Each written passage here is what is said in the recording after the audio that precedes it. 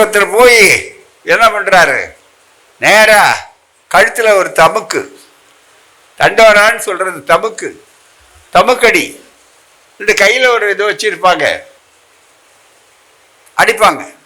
கடை வீதியில் போய் உடனே கும்பல் சேர்ந்துடும். இன்று மாலை குருதை காங்கேயன் பார்க்கல ஒரு சுயமரியாதை பொதுக்கூட்டம் நடைபெறும். அதில்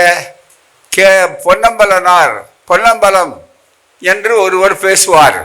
எல்லாரும் சுயமரியாதை பிரச்சாரத்தை கேட்க வாங்க. அங்கே வந்து பார்த்தா கடையில் ஒரு ஆள் அப்படி பார்த்துக்கிட்டு இருப்பா, உத்து பார்க்குறாங்க.